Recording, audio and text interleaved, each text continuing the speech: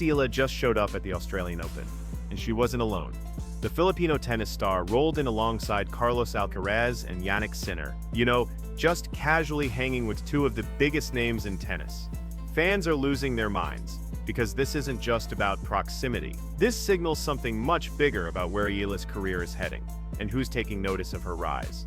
Do you think training with elite players like Alcaraz and Sinner will push Eala into the top 30 rankings this year? Drop your predictions in the comment.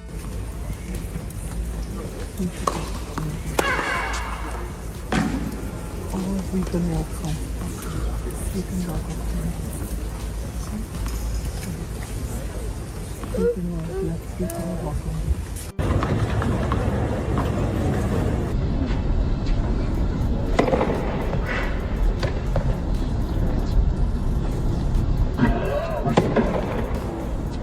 Let's get one thing straight. When you show up to a Grand Slam with Carlos Alcaraz and Jannik Sinner, you're not just another player hoping to make noise. You're someone these elite athletes respect enough to train with, travel with, and publicly associate with. That's not an accident, that's earned. Eala, arriving at the Australian Open, alongside two of the sport's brightest stars, sent shockwaves through tennis social media. Fans posted photos and videos of the trio together, and the tennis world immediately started asking questions. How did this happen? When did Eala become close enough with Alcaraz and Sinner to roll up to Melbourne together? And most importantly, what does this mean for her career trajectory? Here's the context you need. Eala trains at the Rafael Nadal Academy in Mallorca. The first time I met Rafa, I was on the way to his academy. Oh my gosh, I was on the way to his academy because I was gonna try it out before we committed. I was just gonna try it out for a week, and then we ran into him in the airport, in the Madrid airport, and it's kind of embarrassing to say, we kind of ran after him. Like, not ran after, but we were fanning, fangirling, and then we told him, oh, we're going to your academy and stuff like that. That's not just any tennis facility. I would think this is a place for someone to learn new things and someone to be exposed to professionalism in tennis, to learn how to be disciplined and to learn how to socialize as well. That's where elite players go to sharpen their skills under world-class coaching. Alcaraz has connections to the academy through his own Spanish tennis roots. Sinner, meanwhile, has been known to train at various elite elicas around Europe during his off-season preparation. The fact that Eala is in the same training circles as these megastars tells you everything about how seriously the tennis world is taking her potential. You don't get invited into those practice sessions unless coaches and players believe you belong there.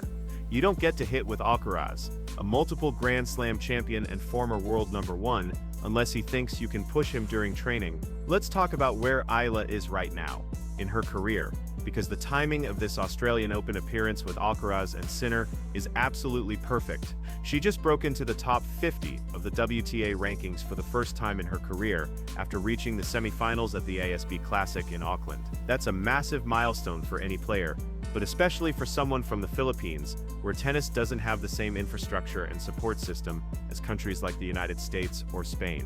Eala's rise has been nothing short of remarkable. This time last year, she was ranked 38 in the world and playing ITF World Tour events, basically the minor leagues of tennis. Now she's guaranteed a spot in the main draw and rubbing shoulders with the sport's elite. That's not gradual improvement, that's explosive growth. Her breakthrough came at the Miami Open last year when she reached the semifinals and beat Aegis Swiatek along the way. Let me repeat that. She beat the former world #1 and multiple Grand Slam champion. That wasn't a fluke. That was a statement that Eala belongs on the biggest stages in tennis. After Miami, she reached her first WTA Tour final at Eastbourne. These aren't small tournaments. These are prestigious events where the best players in the world compete. Eala went from relative obscurity to must-watch tennis in the span of a few months, and the tennis establishment took notice. Now here she is at the Australian Open, not just participating, but arriving with Alcaraz and Sinner like it's the most natural thing in the world. The optics of that moment are powerful. Tennis fans see that and immediately understand Eala isn't just another promising young player, she's someone the next generation of tennis legends considers a peer. Let's talk about what training with players like Alcaraz and Sinner actually means for Eala's development. When you practice with elite competition, you're forced to elevate every aspect of your game. You can't get away with weaknesses, because they'll exploit them ruthlessly. Your footwork has to be sharper. Your shot selection has to be smarter. Your mental toughness has to be stronger. Alcaraz is known for his incredible athleticism and aggressive baseline game. Hitting with him means Eala is experiencing the kind of pace and power she'll face against the best players in the world. Sinner brings a different challenge. His consistency and ability to redirect pace make him one of the most difficult players to break down. Practicing against that style prepares Eala for the grinding, physical matches she'll need to win to climb higher in the rankings. Beyond the technical benefits, there's a psychological advantage to training with champions. When you're on the practice court with players who have won Grand Slams and reached #1 in the world, you start to internalize that level of expectation. You stop seeing the top of the sport as some distant, unreachable goal. You see it as something achievable because you're literally standing across the net from people who've done it. Eala's Australian Open draw gives her a legitimate chance to make a statement. She lost in the first round of qualifying last year, which means she's defending almost no ranking point. Every match she wins in Melbourne will boost her ranking significantly. If she wins a couple of rounds, and with her current form that's absolutely possible, she could crack the top 40 or even higher. Here's where things get really interesting. Eala's ranking trajectory for the next few months is set up perfectly for a major leap. She's only defending 390 points through March, which includes her massive run at Miami last year. But she'll be playing much bigger events this year, which means more opportunities to collect points and replace those that drop off. If she maintains anything close to her current form, she could be ranked inside the top 32 by the time Roland Garros rolls around in June. That would make her a seeded player at a Grand Slam. For someone who was playing ITF events just last year, that would be an absolutely ridiculous rise. The Philippines is going absolutely crazy over Eala's success, and rightfully so. Tennis isn't a major sport there compared to basketball or boxing. But Eala is changing that narrative.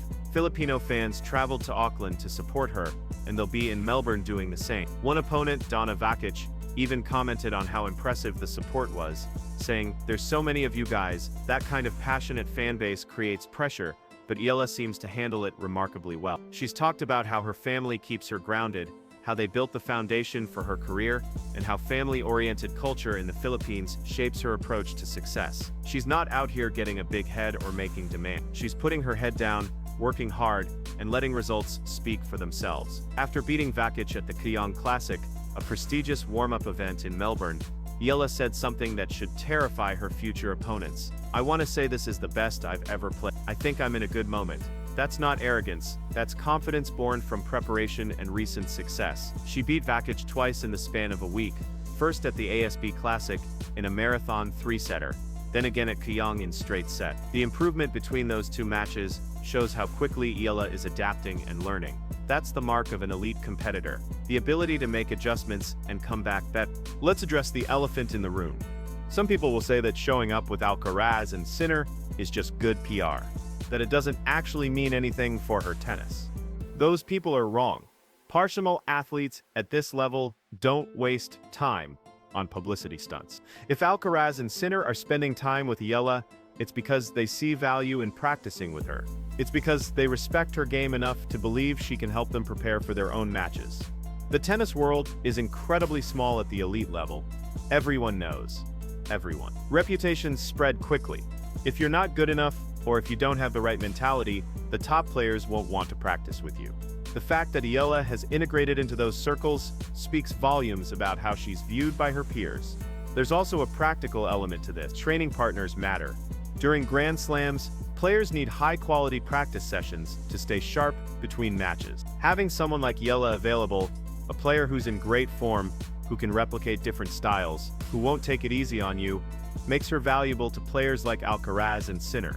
This relationship benefits everyone involved. Alcaraz and Sinner get a hungry, talented practice partner who pushes them.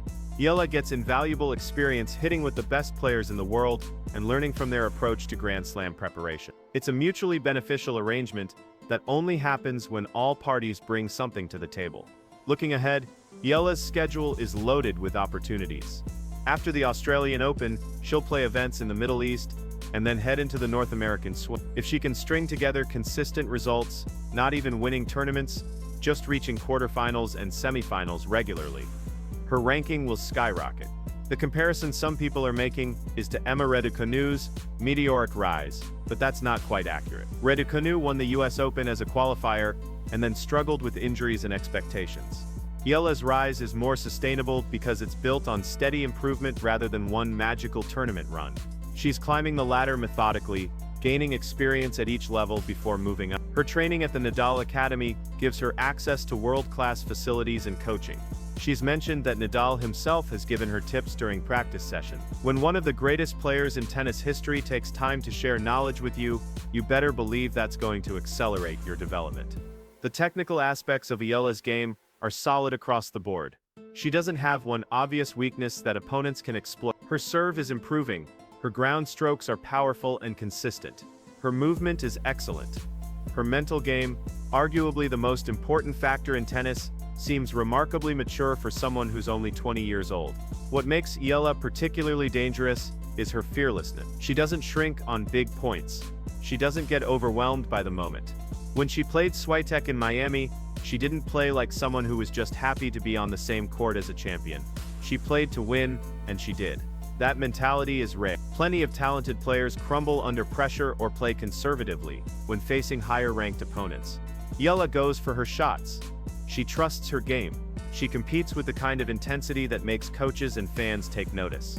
The Australian Open will be a massive The conditions in Melbourne, hot, physical, demanding, favor players who are in peak shape and mentally tough. Eala checks both boxes. Her recent results show she's physically ready. Her performances under pressure show she's mentally ready. If she gets a favorable draw, maybe avoiding the absolute top players in the first couple of rounds, she could genuinely make a deep run. Fourth round isn't unrealistic. Quarterfinals would be incredible, but not impossible, given her current level. Regardless of how far she goes in Melbourne, the statement has already been made.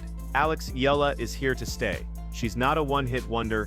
She's not a feel-good story who'll fade away. She's a legitimate contender who's training with champions and competing like one herself. The Filipino flag is flying high in the tennis world right now. And it's flying because Eala is carrying it with pride, skill, and the kind of humble confidence that makes champions. So there you have it. Eala isn't just attending the Australian Open. She's arriving as a legitimate force in women's tennis with the endorsement of champions. If you're excited to watch her journey unfold and want more coverage of tennis's rising stars, smash that like button and subscribe. Who do you think will go further at the Australian Open? Eala, Alcaraz, or